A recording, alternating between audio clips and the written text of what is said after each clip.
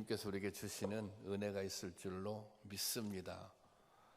제가 일부 예배 때 설교를 하는데 설교가 조금 힘들더라고요. 어버이주일 설교가 저에게는 좀 힘이 듭니다. 사실 제가 생각해봐도 제가 이제 효자는 아닌 것 같은데 부모님께 이제 효도하라고 그런 말씀을 전해야 하니까 그것이 이제 부담이 되는 것 같고, 또 설교를 하면서도 너는 그렇게 못하면서 너는 그렇게 못하면서 그런 자책하는 마음이 들기도 하더라고요. 또 지난 이제 작년 7월에 저희 아버님이 이제 돌아가셨는데, 이제 돌아가신 다음에 어버이주일이 처음 된 건데 돌아온 건데, 사실 제가 그 아버님께 별로 잘해드리질 못했거든요. 병원에 계시면 좀 짜증내고 막 그랬는데 그런 생각도 나고 그래서 이게 참 좀 힘들더라고요, 설교하기가. 그래서 제가 사무실에서 이제 이렇게 있는데 설교 끝나고 저희 큰아이가 들어왔어요. 큰아이가 들어와서, 안전도사가 들어와서 이런 얘기를 했어요. 야, 아빠가 이 설교하기가 참 힘들더라. 사실 아빠가 효자는 아니지 않니? 이제 그렇게 얘기했더니 이 아이가 뭐 그 정도 하면 웬만큼 하는 거지, 이제 그러면서 이렇게 저를 위로하더라고요. 그래도 아빠는 나를 낳아서 효도했잖아, 할아버지한테 할머니한테. 그래서 제가 웃고 말았는데요. 그 효도라고 하는 것이 우리가 마음은 다 있을 것 같아요. 자식들이, 저도 자식인데, 그런데 마음대로 안 되는 것이, 또 생각대로 안 되는 것이, 그리고 또 이제 우리의 이제 삶이 또 때로는 스스로가 힘드니까 또 못하는 부분도 있고 그런 것 같습니다. 생각대로는 안 된다, 마음 먹은 대로 잘 안 되는 것 같다, 이제 그런 생각을 합니다. 오늘 설교 제목을 제가 아름다운 논쟁 그렇게 붙였는데요. 서로 다른 의견을 가진 사람들이 옳고 그름을 따지며 서로 다투는 것을 논쟁이라고 합니다. 의견이 다른 사람들이 서로 다른 의견을 가지고 다투는 것을 논쟁이라고 합니다. 이 논쟁에는 대부분 감정의 폭주와 다툼이 동반합니다. 서로 때로 아이들이나 또 집사람과 뭔가 사역에 관해서 입장이 틀려서 논쟁할 때가 있는데요. 사실은 잘해보자고 하는 건데 이게 논쟁이 되면 때로 그것이 약간 그런 이 갈등으로 이어지기도 합니다. 그런데 오늘 설교 제목인 아름다운 논쟁, 이것이 어법에서 상당히 어긋난다고 볼 수 있는 거예요. 아름다운 논쟁이란 가능한 것인가? 하지만 본문에는 실제로 아름답고 감동적인 논쟁이 나옵니다.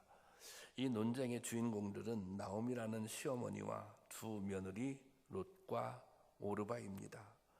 본문에서 여인들이 서로 다른 입장을 말하며 논쟁하게 된 이유는 가족들에게 닥친 슬픔과 위기 때문입니다.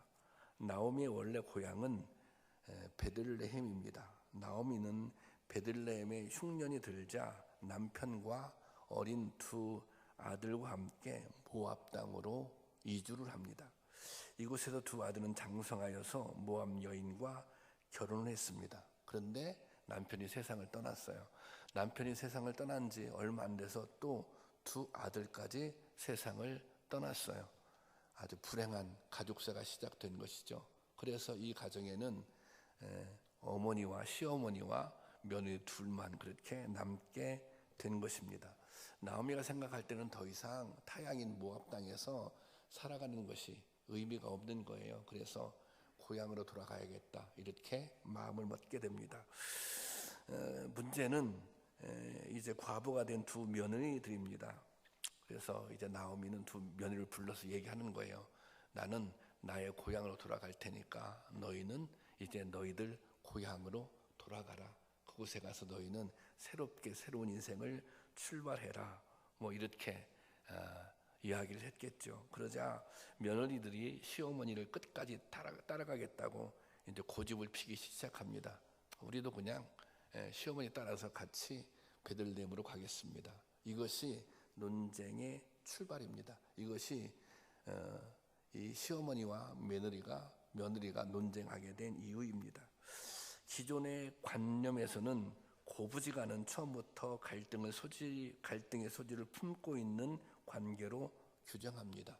좀 그 관계가 좀 어려운 관계잖아요. 그런데 본문에 나오는 여인들은 성숙한 인격과 품격 있는 태도로 역사상 가장 아름다운 논쟁을 보여줍니다. 아름다운 논쟁이라고 하지만 가장 아름다운 고부간의 관계를 보여주고 있습니다. 어버이 주일인 오늘 이 말씀을 통해서 우리가 행복한 가정을 위해서 또 행복한 부모와 자녀들과의 관계를 위해서 어떤 길을 찾을 수 있는가, 어떤 해법이 있는가, 그것을 생각해 보며 은혜를 나누려고 합니다. 나오미와 두 며느리가 치열한 논쟁을 벌인 것은 서로 자기 입장을 주장하긴 하는데 그것이 이제 그 배려 때문에 생긴 일입니다. 자기 입장을 주장하는데 그 자기 입장이 뭐예요? 상대방을 배려하는 거예요. 상대방과 서로가 너무 배려했기 때문에 거기에서 갈등이 시작되었다고, 거기에서 논쟁이 시작되었다는 것입니다. 시어머니 나오미는 혼자 된 며느리들을 배려했습니다. 그래서 이렇게 그 룻기 1장 9절에 세 번역으로 올려놨는데요. 자, 한번 볼까요? 시작.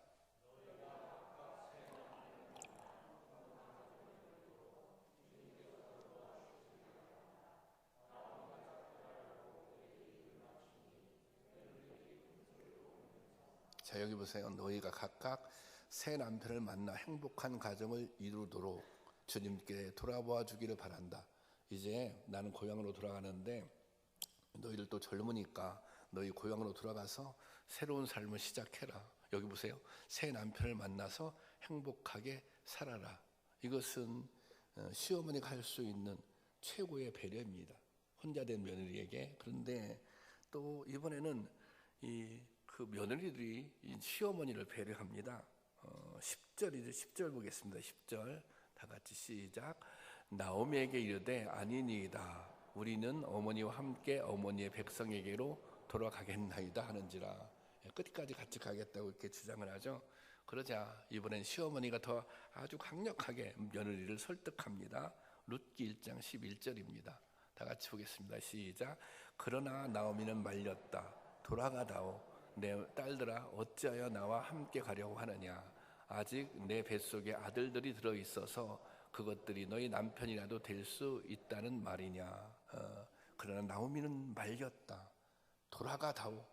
내 딸들아 어찌하여 나와 함께 가려고 하느냐. 나와 함께 가면 불행해지는데 왜 그 불행을 자초하려 하느냐.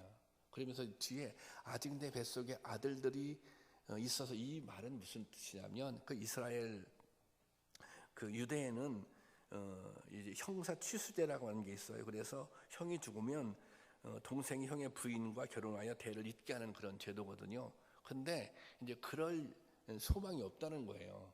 근데 이것은 뭐예요? 강력하게 나와 같이 갈 필요 없다. 너희들은 이제 새 삶을 살아라. 이런 아주 강력한 나오미의 이제 주장인 것입니다. 그래서 이 시어머니의 강력한 주장에 큰 며느리 오르바는 결국 친정으로 돌아갑니다.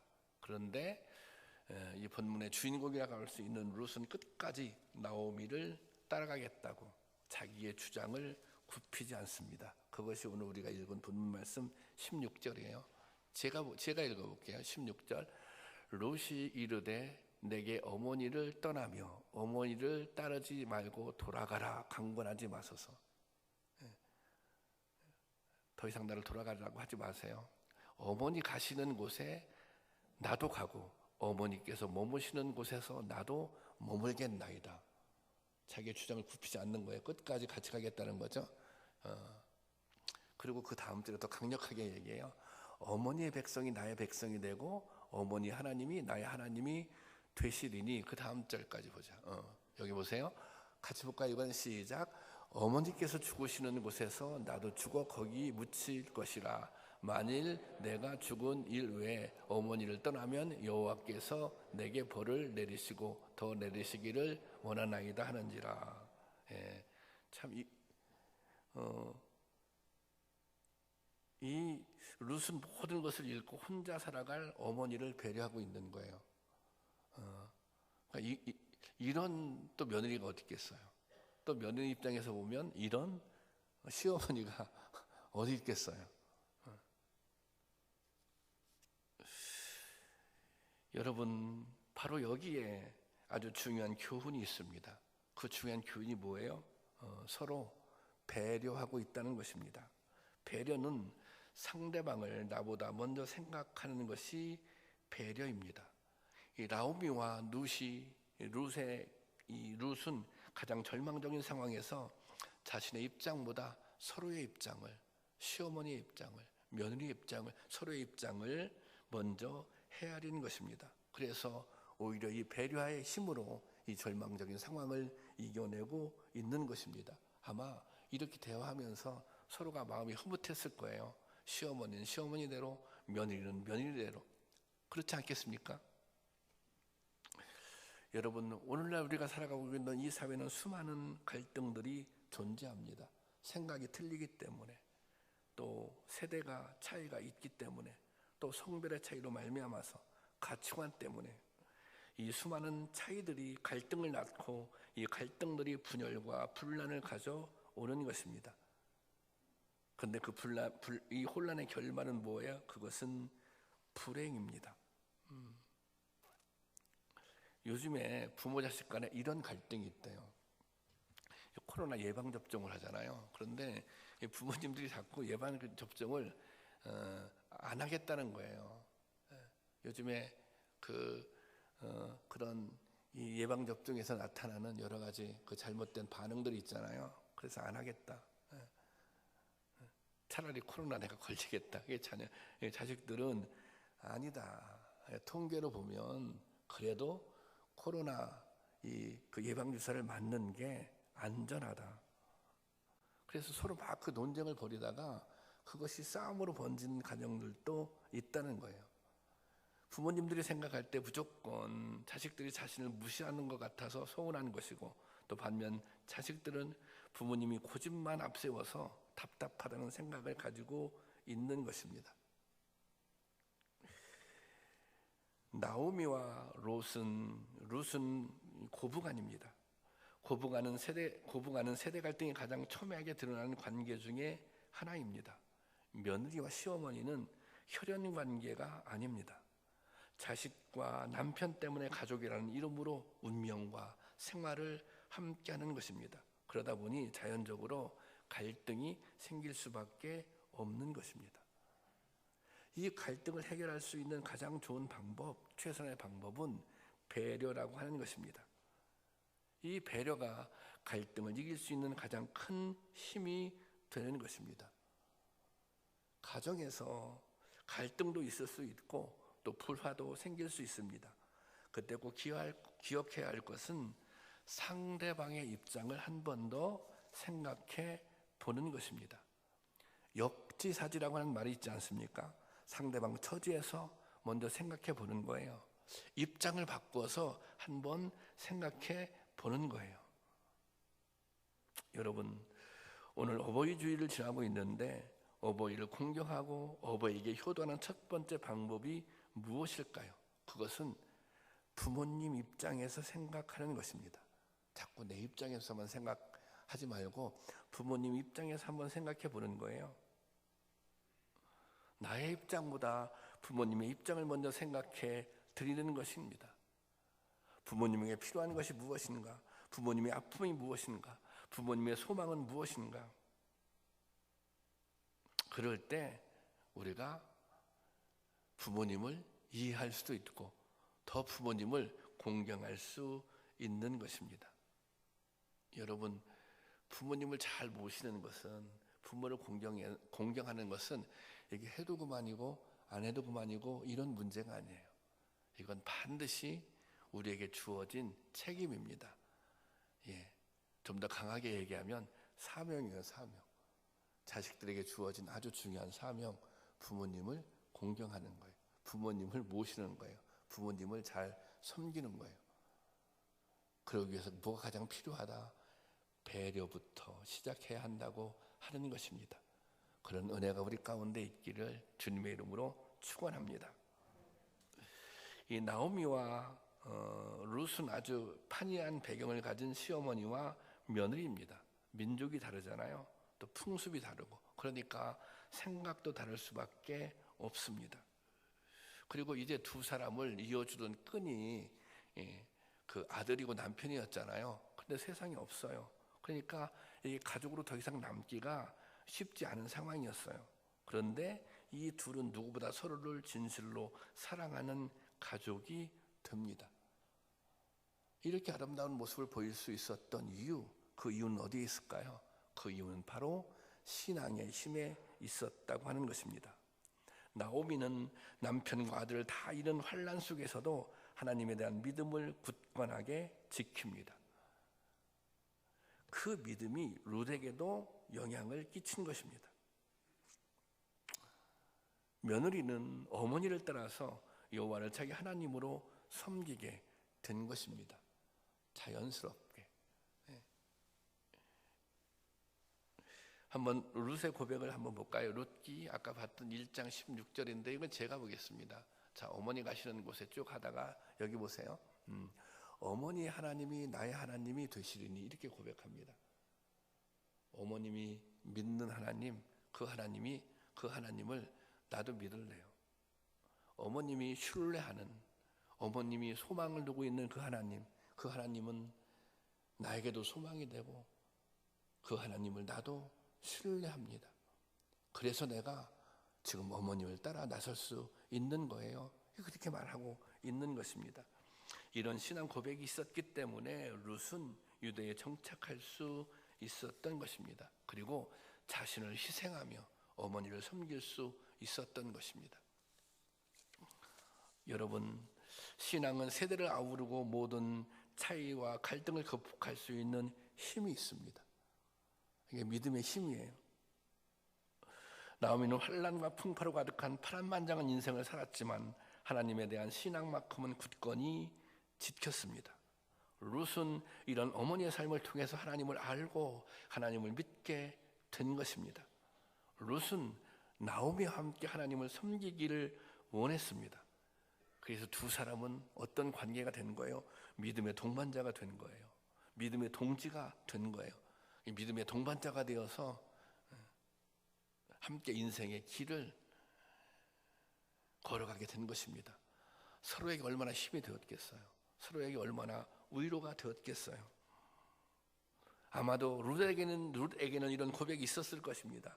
어머니께서 그 고달픈 인생길을 주님을 의지하고 가셨듯이 나도 그 주님이 함께 하시면 어렵고 힘들어도 인생의 길을 갈 수 있을 것이다.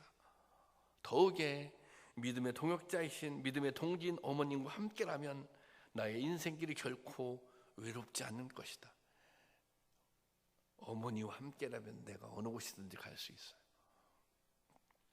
그 생각이 룻으로 하여금 어머니를 떠나지 않고 이스라엘 땅까지 따르게 했던 이유라 그렇게 짐작이 됩니다. 여러분, 행복한 가정이 되고 행복한 부모와 자녀 관계를 형성하려면 할 수만 있다면 좋은 모델 중에 하나가 함께 신앙생활하는 것입니다. 함께 믿음을 갖고 신앙생활하는 것입니다. 사실 저희 어머니는 이제 권사님이시긴 하지만 신앙생활을 늦게 시작했어요. 제가 결혼하고 한참 있다가 교회 다니기 시작하셨는데 교회 다니기 전 저희 집사람하고 관계와 교회 다닌 후에 이분이 믿음을 갖고 또 주님을 영접한 후의 관계가 정말 이게 180도 달라지더라고요. 180도. 믿음은 그런 힘이 있어요. 우리가 사랑을 얘기하잖아요. 사랑은 어디서 출발해요? 배려에서 출발하는 거예요. 또 사랑은 무엇으로 나타나요? 희생으로 나타나는 것입니다. 그러니까 관계가 좋아질 수밖에 없는 거예요. 우리가 제대로 신앙생활을 하면, 제대로 된 믿음이 있으면 관계가 좋아질 수밖에 없는 것입니다. 한 가정에 믿음이 좋으신 권사님이 있어요. 근데 며느리는 신앙생활을 아주 열심히 하는 집사님이에요. 그럼 당연히 관계가 좋아야죠. 고부간의 관계가. 근데 갈등이 있어요. 그럼 뭐가 문제가 있을까요? 성격에 문제가 있을까요? 아니에요. 근본적으로 이분들의 신앙에 문제가 있는 것입니다. 그러면 신앙생활을 점검해 봐야 하는 거예요. 누구한테 책임을 미루지 말고 아유 어머니 때문에 아유 며느리 때문에 이렇게 하지 말고 자기 신앙생활을 점검해 봐야 하는 것입니다. 오늘은 어버이 주일이잖아요. 그러니까 며느리들이 젊은 자녀들이 더 점검해 봐야 되는 거예요. 그리고 사실은 어떻게 보면 저도 지나고 보니까 부모님들은 사실 날이 얼마 남지 않았잖아요. 그러니까 더 배려해 드려야 되는 거예요. 더 잘 모셔야 돼야 되는 거예요. 저는 한때 이런 생각을 가진 적이 있었습니다. 좋은 목사는 좋은 아버지하고는 거리가 있는 것이다. 또 좋은 목사는 좋은 남편과도 거리가 있는 것이다. 왜냐하면 사역을 위해서라면 가정을 소홀히 할 수도 있다. 그런 생각을 제가 실제 가졌었기 때문입니다. 그리고 제가 소홀한 면이 있었습니다. 우리 아이들이 상처를 받았어요. 또 집사람도 그런 상처가 있어요. 그런데 제가 시간이 지나면서 깨달았어요. 이게 좋은 목사는 좋은 아버지여야 된다. 좋은 목사는 좋은 남편이어야 된다. 그렇다고 해서 가정에 매몰되어서는 안 되지만 그런 문제가 아니잖아요. 이거는 제대로 된 신앙인은 좋은 아버지여야 하고 좋은 남편이어야 하는 것입니다. 또 좋은 며느리가 되어야 하고 좋은 시어머니가 되어야 하는 것입니다.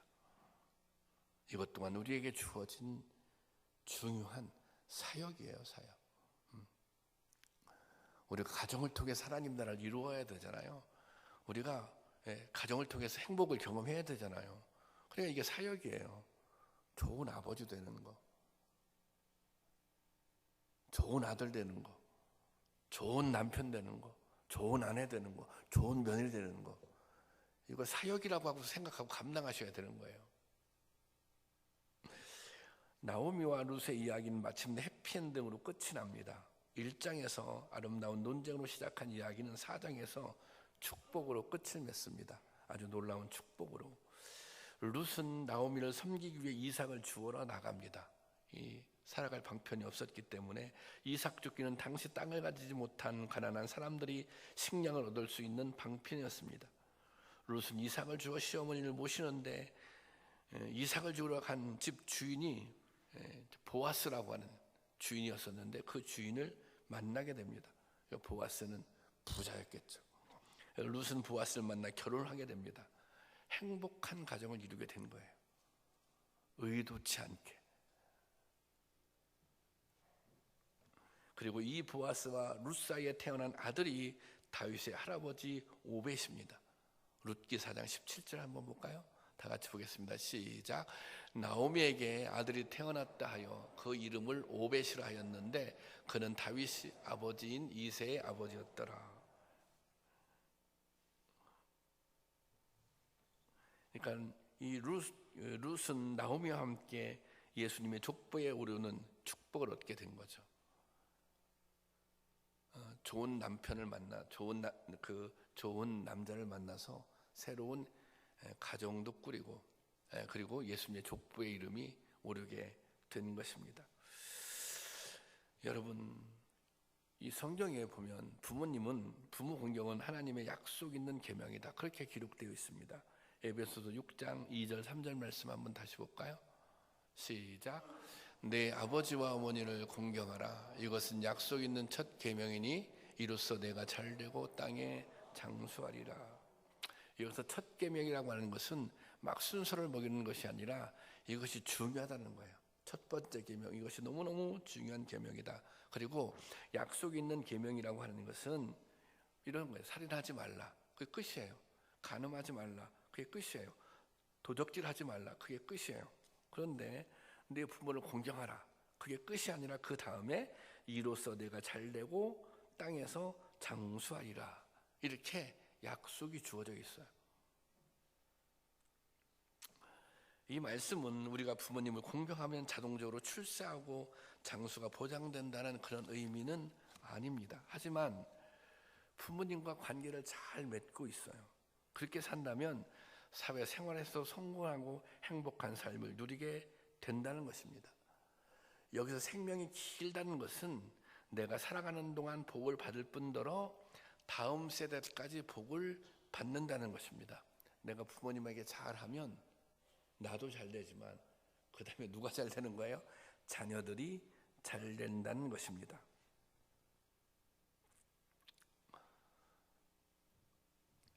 부모와 복된 관계를 맺고 사는 사람이 그 인생이 행복하다는 것입니다. 그리고 당연히 자녀들에게도 좋은 영향을 미치게 된다는 것입니다. 여러분, 부모 공경을 통해서 주님이 주시는 그런 복을 누릴 수 있기를 바랍니다. 우리가 이 어버이날이 되면 어머니를 말할 때 부르는 노래가 있습니다. 우리도 어버이날 되면 이 노래 꼭 부르거든요.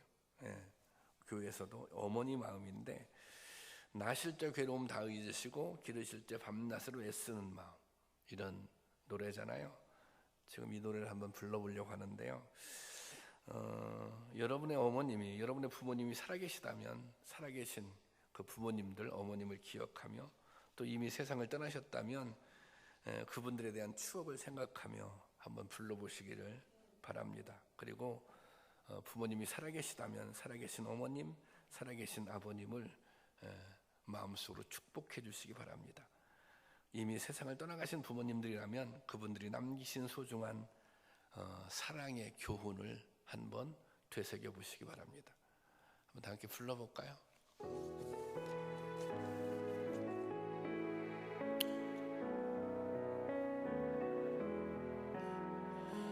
나실 때 괴로움 다 잊으시고 기르실 때 밤낮으로 애쓰는 마음, 진 자리 마른 자리 가라앉으시며 손발이 다 닳도록 고생하시네.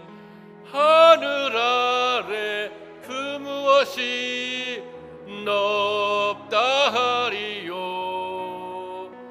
어머님의 희생은 가히 없어라. 어려서 난고 없고 얼러주시고 자라선 문기되어 기다리는 맘, 아아를 싸 그릇 되싸 자식 생각에 고우시던 이마 위에 주름이 가득, 땅 위에 그 무엇이 높다 하리요. 어머님의 성은 지극하여라. 이 시간 잠깐 통성으로 기도하도록 하겠습니다.